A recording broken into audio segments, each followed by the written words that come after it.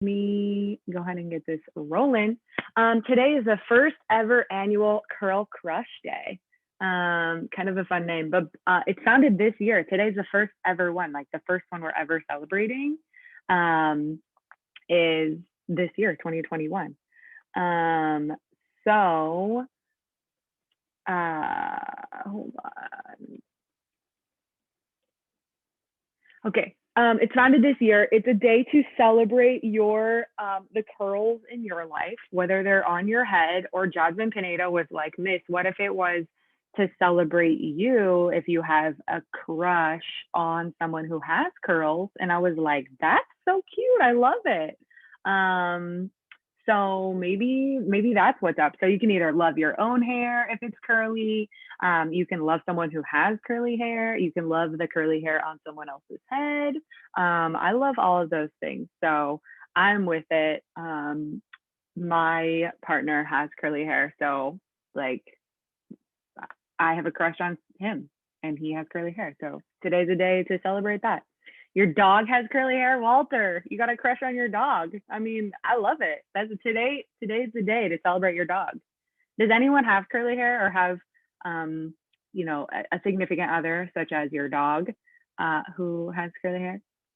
We got some curly hair love up in this place because today's the day for those curls. Love it. Yeah, Janet, that's awesome. It's actually kind of funny that I'm asking who has curly hair because I don't actually know for some of you.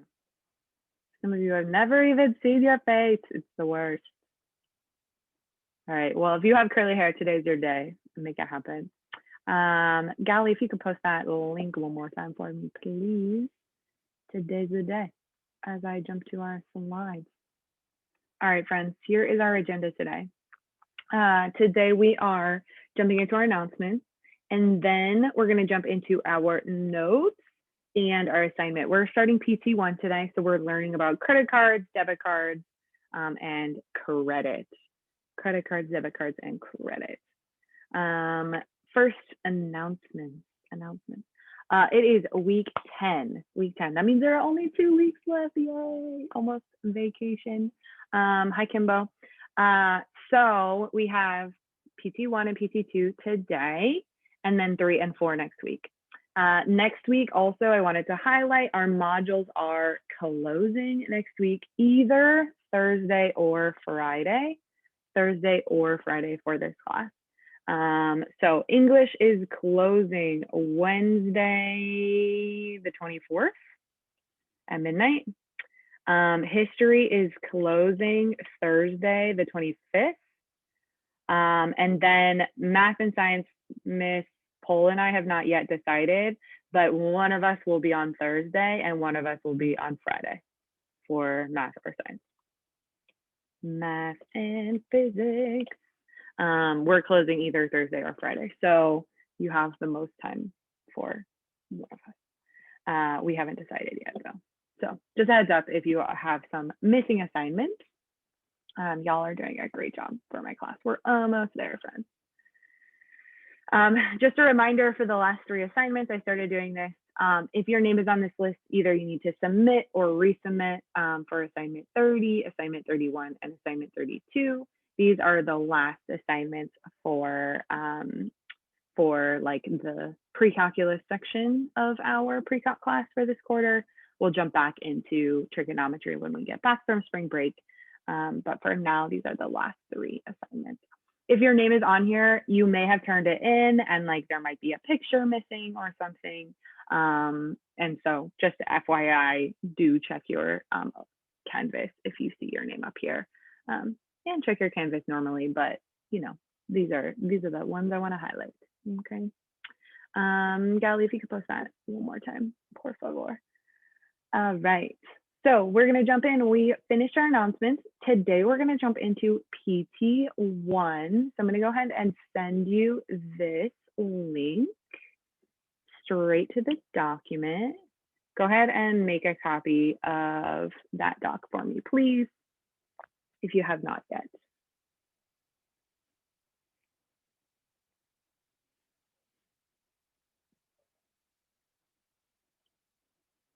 like some of our Wi-Fi's are not so hot this morning.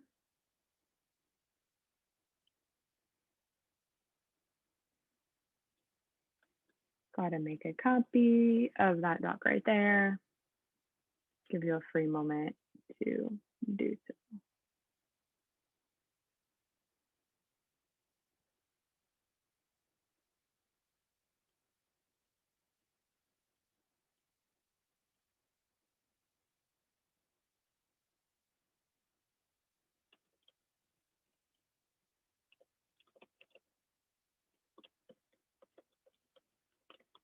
All right.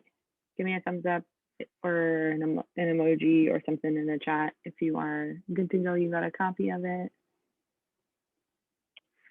Got 2 thumbs up, 3 thumbs up. Looking good. Ready. Awesome.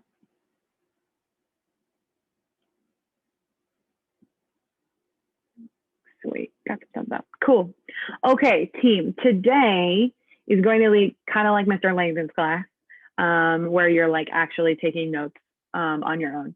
If you want to write them down, you're more than welcome to write them down and put a picture right here for your notes. If you want to type the notes in this box, you totally can. If you want to make a new document and type in the new document and then post that in here, you totally can. Are there any other ways that y'all are thinking of for taking notes? My answer to you is yes. However you want to take notes, that's great. The only way that you're not allowed to take notes is just to screenshot my slides and then put them in there. That's not a good way of taking notes. I do appreciate your thoughts there, but that's not showing me that you are internalizing the notes. That's just showing me that you can copy and paste, which is also a great skill, but not the one we're working on today. Okay. All right. Just a heads up for the assignment, you're going to have a couple scenarios on part 1 that you're going to answer after we go through our information. You'll have a 4-question quiz about the information that we go over today. And then you have a box to write any additional questions that you still have regarding our information for today. So that's what your assignment looks like. Should be pretty chill on the assignment end. Today, we're just trying to learn and grow together in what we know about financial literacy. So let me reset this really fast. For some reason, my slides are being really annoying, so just heads up. All right. Our performance task. Let me start by saying this. 1, y'all know a lot about money already. So if you know something, please feel free to drop it in the chat or come off mute. We would love to learn from you just as much as we're learning from me. So I would love to hear from you. Today, we are learning about financial literacy, right? To be literate in something is to be able to read, write, and understand it. And so to read, write, and understand financial information is like to read, write, and understand about money. So that is the goal. Let's learn about money. For your assignment, we already went over this a little bit. You have your notes, your scenarios, and you'll have your quiz at the end. So that is our ultimate goal. For our overview, and this is a good place to pause and ask, do you have to write down everything that I have on my slides? Is that a good test taking strategy? Should you write down like all of these words? No, yeah, no. That's not a good test taking strategy, right? Or like notes taking. You want to write down what seems important, right? You're trying to like distill and understand the information and write down what's important. By the end of this lesson, right, these are our goals, our objectives. We want to be able to answer, is it better to use a credit card or a debit card, right? Thinking about that. What is the best bank for students? These are some questions that y'all came up with when you filled out your form last week. How can I open up a credit account? How to get credit scores up? And how do we know when our credit is good enough, right? So this is the questions that y'all were asking last week, and we're hoping to answer some of those questions, if not all of them, today. So first, let's start with credit cards versus debit cards. So here is credit cards and debit cards 101. All right, credit cards and debit cards. Can anyone tell me one of the differences? One of the differences or one of the similarities? I love this, Christine. Debit is your own and credit is a loan. It does rhyme. I love that for sure, Christine. Debit is your own money and credit cards are a loan. That is true. Anything else we know about credit cards and debit cards? Similarities, differences? Yeah, Gali, go ahead. You can get rewards with your credit card, and also like if you want to buy something but you don't have enough money, that's the type of card you would use to like pay monthly payments, and like you can get a cheaper price for things if your credit is good, because that means you're more trustworthy and likely to actually pay. Yes, lots of details there, Gali. Yes, thank you. For sure. So credit cards, these are the ones that they advertise on TV. They're like 0% APR and like cash back and rewards. And like, did you know that you could spend your money and get money in return? Like all of those things. Those are all like Capital One, like Wells Fargo, all those TV commercials. Those are advertising credit cards, right? So credit cards, basically it's a loan, as Christine was saying. Credit is a loan.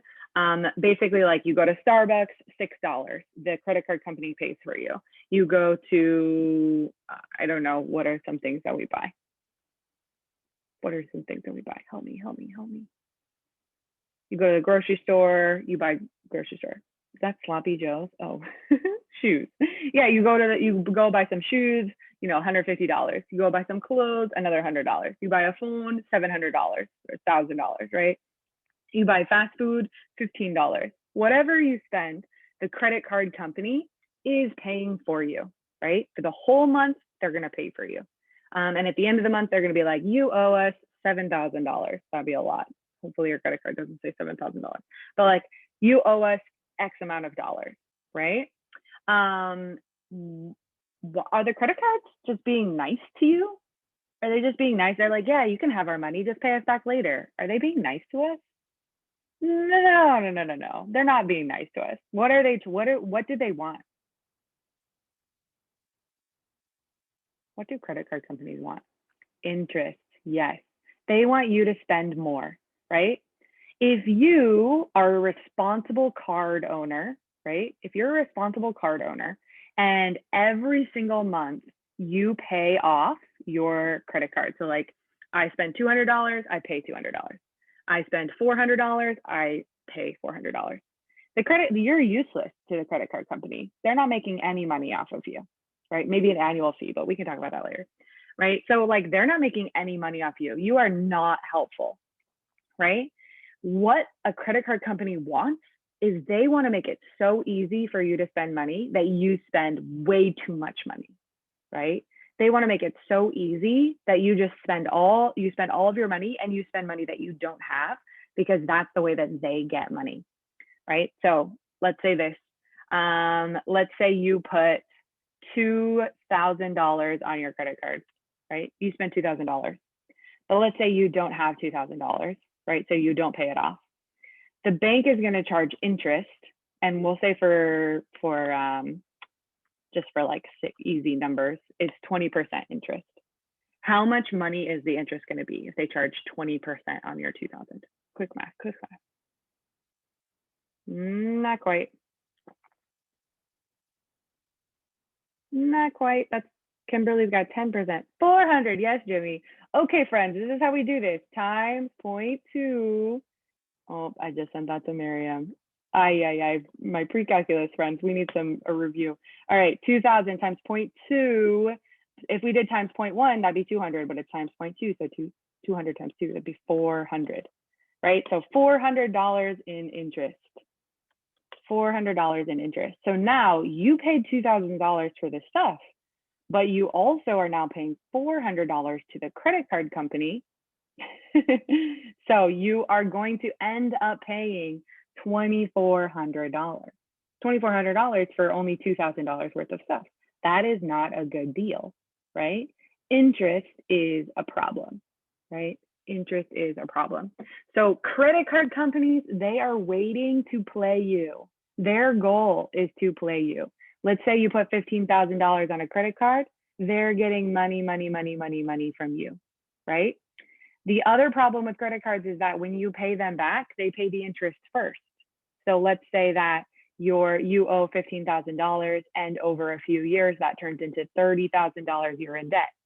When you start to pay that back, the credit card company is going to pay themselves back first, and you are still going to build interest. So the only thing that you should do, yeah, rip. That's like rest in peace for the rest of, like, don't spend any money for the rest of your life, right? So don't buy things if you know you're not going to make that much. Yes, Kayla, that's exactly what you want, right? So spend only what you have. That's the goal. Spend only what you have. What if you don't have the money to pay back? What do they take from? Yeah, good question, Ollie. They can, so the credit card company is just going to let your interest like build and build and build, right? But they can eventually come for your house if you own a house. If you have like any money in a bank, they can eventually come for your money in the bank. Eventually, I don't know that this happens very often, but I believe that there could be some way that they could have you, like, you could either work for it, but that's like more complicated. And mostly just a lot of people like live in debt, and then their debt when they die is actually passed on to their children, right? So people who are in debt can actually, so like, for example, my grandfather died. When my grandfather died, he had a lot of money, but he also had a lot of debt. And so his money canceled out his debt, luckily, because otherwise that debt would have gone on to my dad. Yeah. We want to be very careful with that. It's pretty terrible, right? But remember that how it started was someone paying for something they didn't have the money for, right? So you want to be really careful. Like, did you really need that new pair of shoes, right? If that like $150 is going to turn into like $1,000 in a few years, right? Like, did you really need that $1,000 pair of shoes? Probably nobody up in here needs to buy like some Jimmy Choos for $1,000, right? Kimbo has, yeah, this is a good idea, Kimbo. Only use your credit cards for little costs so that you're able to pay it back and you boost your credit at the same time. Yes, this is what happens. So the bad part of credit cards, you not paying them off. The great part of credit cards is building your credit. So what happens is, if you spend like, maybe you spend like just $10 or $15 this month and you pay it off, right? When you pay off that money, your credit builds, right? And credit is basically like your trust score, right? So when you start as an 18-year-old or like as a young person, when you start building credit, you start with a low number, like in the 400s. Let me show you some credit. So maybe you start in like the 400s, or you just start with none, like zero, right? Every month that you pay off your credit card, right? So you get $250 for being alive. Oh, great, Galilee, thank you. Right. So if you every time you pay off your credit card, your credit score goes up just a little bit, because you're showing the bank that you are trustworthy with their money, basically, right? You spend some, you pay it off. You spend some, you pay it off. You spend some, you pay it off. So the more times that you do that, and the different kinds of credit that you have. So for example, I have a credit card. I paid for my college, and I have a car, right? And I had a car that I paid off already. All of those are 3 different kinds of loans that you can pay off, 3 different ways to show the bank that you are trustworthy with their money, right? Can you buy small things with credit to intentionally build credit? Yes, absolutely. So for example, when I was in high school, my parents got me a credit card, and well, this is actually, I just lied. That story's not about me. This is stories about a friend of mine from high school. I didn't have a credit card when I was little, when I was younger. So my friend from high school had a credit card. She only used it to buy gas. That was the only thing she used. And when she bought gas, she paid, maybe it was like $20, $30 like every couple of weeks. So like maybe at the end of the month, she was at $50, and she paid it off every time. And that meant that she grew her credit, right? So every time you pay it off, you have to pay it off in full. You can't just pay the minimum payment, you pay it off in full, and then you can build your credit on purpose, right? So not just because like it happens, you actually want to intentionally build it. There's one question, is it true that based off your credit score, you can get a car for cheaper? Absolutely, right? So let's say that you have a very good, you know, those commercials when they're selling cars, they're like 1% APR or whatever. Y'all know what I'm talking about? They're like, or like 0.9% APR. Something like this. Okay. So if you have a credit score that is excellent, they will give you a good interest rate. They'll give you a good interest rate, like maybe like less than 1%. Less than 1%. That's a great interest rate. That means they're only paying like a very small amount to borrow this money, right? Let's say that your credit score is still pretty good. Maybe they give you like 1 to 2% for your interest rate. Let's say that you have good credit. It's not great credit, but you have good credit. Like you've done some things. Maybe they'll say like, okay, maybe it's 3 to 4%. If your credit is fair or it's like kind of bad, right? If it's lower, if it's fair, maybe they might say like 5 to 6% for you to buy this car. And there is like a one like above this, like bad credit, right? And if your credit is bad, the interest rate might be something like 10 or 15 or 20% interest. So yeah, you can buy a car, but you're going to pay a lot more if you have bad credit than if you have excellent or very good credit. Right? So these, what credit score you have, the credit score that you have is often used for, I think in my experience, has been used for 3 things. 1, buying a car, 1, buying a house, and 1 is like for them to see if you can, like if you want to rent an apartment. Right. So when I rented this apartment, they looked at my credit score and they said, okay, your credit score is good. That means that we can trust you to pay your rent every month. And so then they use that. Right. You can find out there are a variety of companies that will tell you what your credit score is. There are 2 major companies that calculate your score. One is called Equifax, and one is called TransUnion. Right. Equifax and TransUnion, those 2 calculate your scores. But you can find out your scores from a variety of things. You just want to be careful that you're trusted, that you have like a trusted source.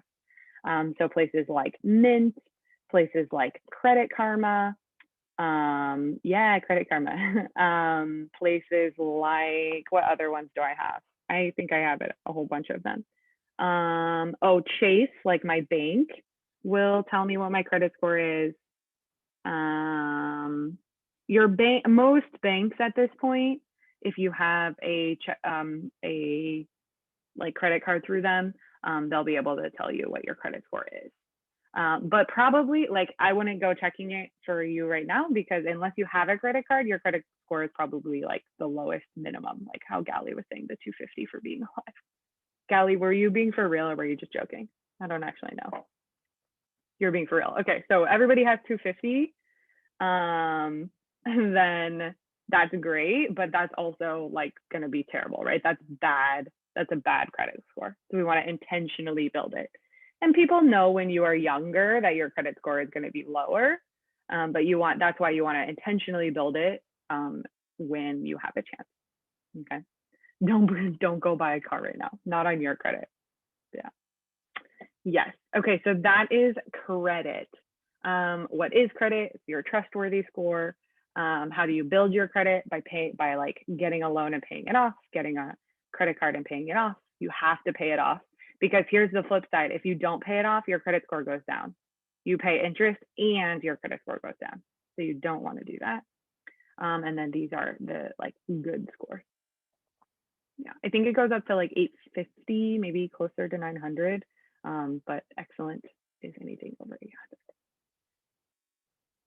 800. Let's flip back here to debit cards, right? We're gonna flip right back here to debit cards. Debit cards are different because they are electronic cash. So earlier with our like our rhyme, the rhyme that Christine had for us. I'm going back to it. Maybe Christine, oh no, I got it. Debit is your own, credit is a loan, right? So credit cards are a loan, debit cards is your own money. So basically it's just electronic cash that gets paid immediatally out of your account. So if I take my debit card to Starbucks and I pay, I have $100 in my account, I pay $5, now I have $95 in my account. It happens like constantly, like within 24 hours, that money is coming out of your account and going straight into the hands of the person you were giving it to. Debit, that's really great. You want to make sure that you don't overdraft. Does anyone know what the word overdraft means?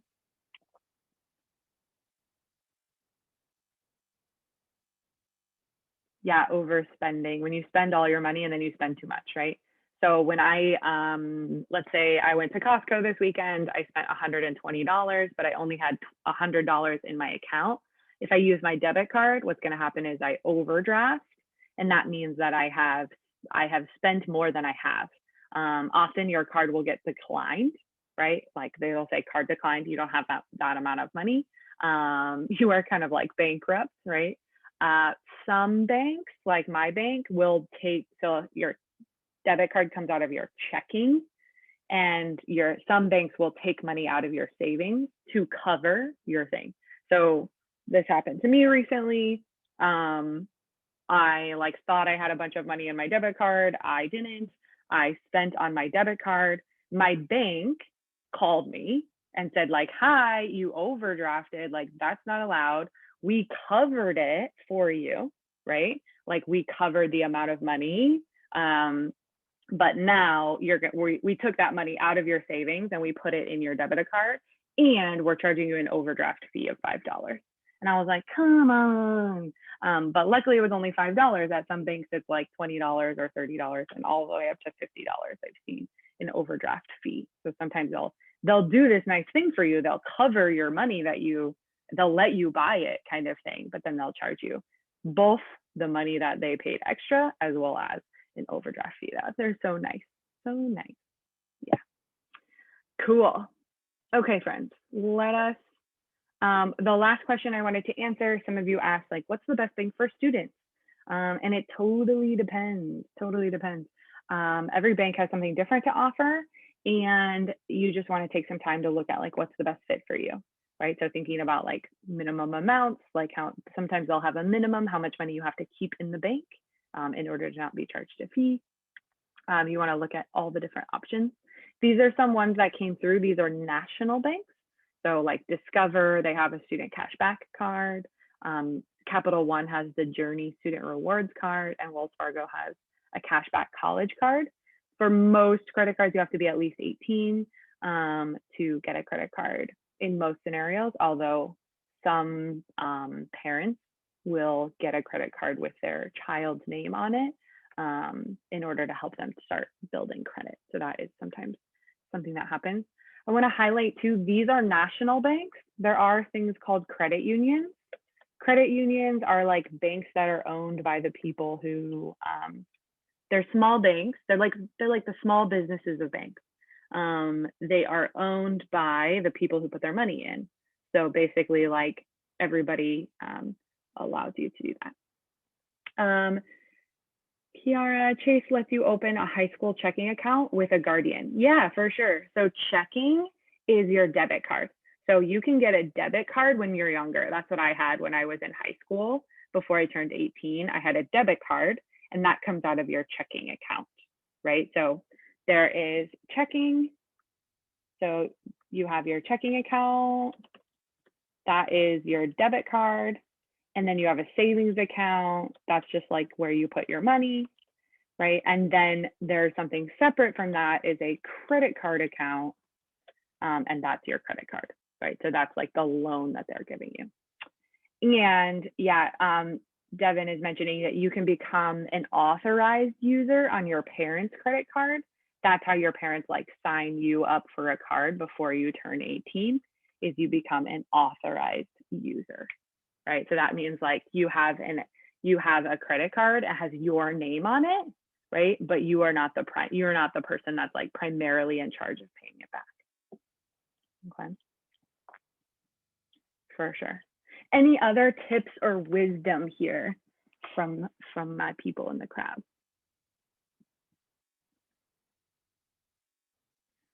For sure.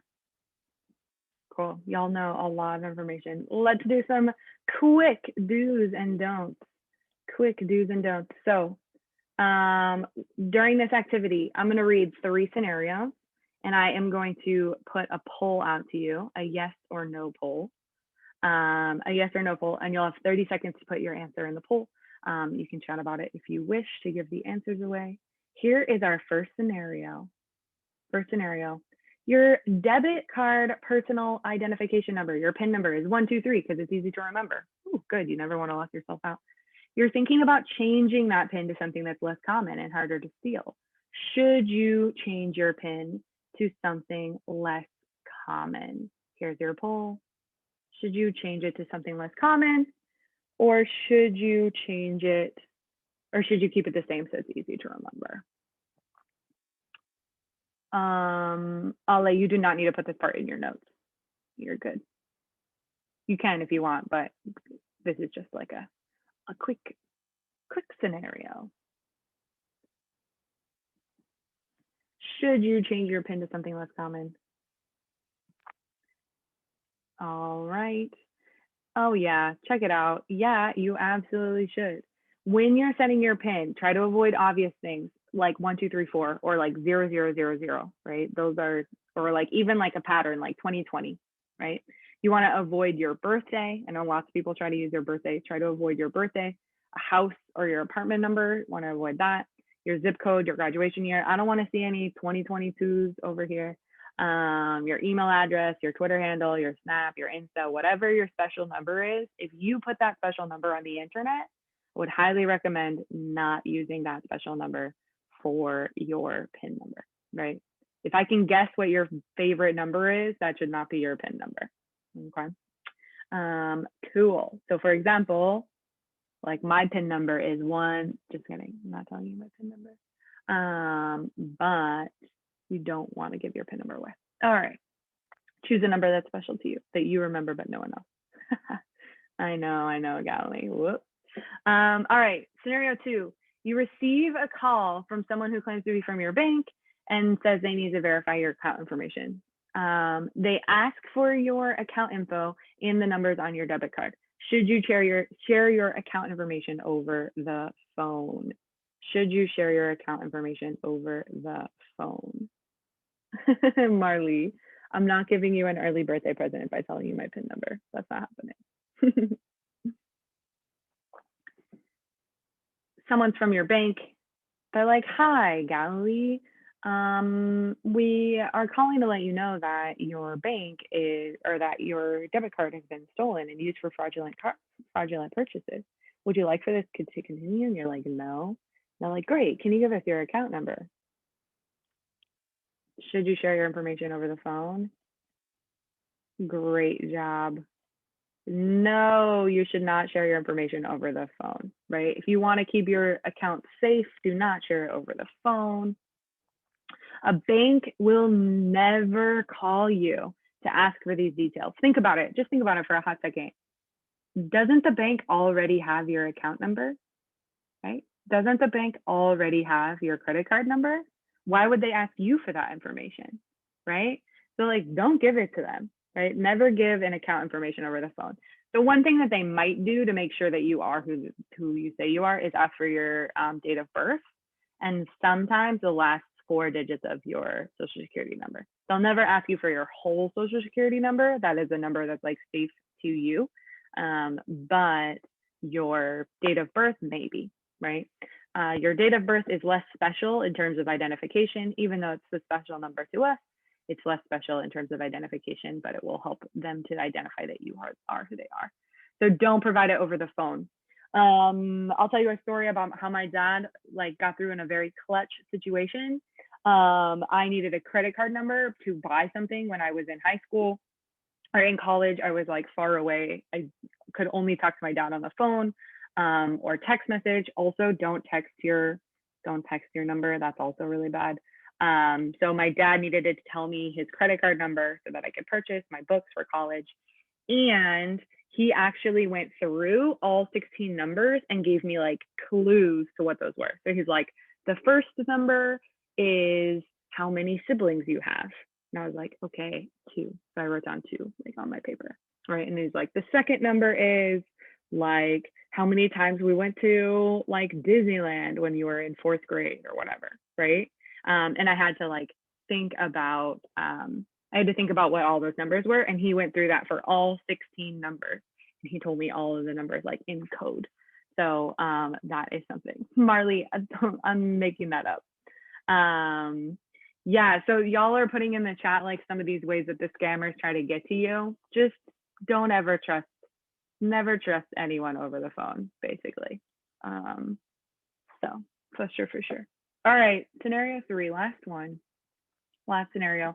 You lost your credit card. You're very busy today, so you plan to call them later in the week.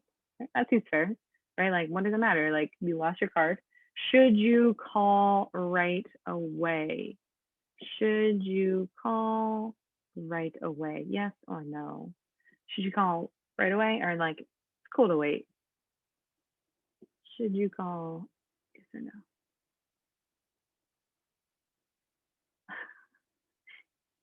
Y'all know when you answer, if you answer the phone, the computer knows that you answered the phone and they'll keep calling you back, right? This is why people don't pick up. My sister put my screaming niece to the phone. That's funny. Drop everything. Yeah, for sure. Let's check it out. Well, at least one person will know something different. You do, if you do want to call them right away. If you put off calling your bank to notify them of your lost card, you could forget to do it. That's like actually a good case scenario. In the meantime, someone could actually like find and use your card. So Amira was sharing earlier that her mom lost her card at the gas station and someone picked it up and spent money on her card. That is totally possible. That can happen. Debit cards can be swiped as credit cards, and then you don't have to use the PIN number in order to like spend money on that card. So just FYI, you want to make sure that you like report immediately some unauthorized uses. Okay. All right, friends. That is the end of our official information. Wow, come on, help me out. Computer is really not loving this Tuesday. There we go. What other questions do we have? I have got one. Is it safer for debit cards to have a chip? Yes, it is. However, it's not harder to spend. It's just harder to duplicate them. So you might have heard the scammers that were like putting these little things into an ATM card, like into an ATM machine. And then they were like putting these little things in that would read your card number, and then they would install like a little camera behind you to see your PIN, to like watch you put in your PIN number. So then they'd have your card number and your PIN number. The chip is a little safer because you have to like, when you put the chip in, like it has to read specifically. So that's a little safer. But one thing that you should do whenever you're typing in your PIN is use your other hand to cover the PIN. So like in case anyone's looking or whatever. So I always try to be like, doo, doo, doo, doo, right? So definitely card safety. One question is, so I have a credit card on my dad's card as an authorized user. Is that affecting my credit score or only my dad's? That is a great question, Layla, that I do not know the answer to, but I bet Google probably does. So what I would Google is authorized user credit score, and I would check that out. And Layla, if you would be able to share that with us next time, I'm sure that's information that people would really appreciate. So if you find the answer, let us know. If you can't find the answer, let me know and I'll try to look for it too. That's a great question. Thank you, Layla. Yeah, card skimmers are not awesome. They are not your friends. Always do it wrong the first time. Yeah, Gally, you're full of jokes today. Does debt get passed to all authorized users or something else? Yeah, I think that goes along with Layla's question. I don't know exactly if authorized users are just like people who can also spend the money, or if they are actually building credit. So Walter, that's also a question that we may have to answer on Thursday because I don't know. Devin says it does have an effect on your credit score. Cool, Devin. So if I'm an authorized user, if we pay it off or not, that like affects both people's credit scores, both the official person and the authorized user. Devin says. Kayla's also gonna ask her sister. Great. Let's all talk to our parents about money. One thing that I wish that I had done earlier in my life was talk to my parents about money and like what they are thinking about it. For sure. Can be a hard conversation to have, but a good one. All right, friends. It's 10:30. If you have more questions, you're welcome to stick around, but I want to let you get a break before you go to Spanish. You have your assignment is just PT task 1. You're plugging in your notes and you're answering the scenarios. So should be good to go for today. Galilee, that's funny. They should talk to you. Now you know a lot about credits and debit. Bye, friends. Bye, y'all. Have a great one. We'll see you on Thursday.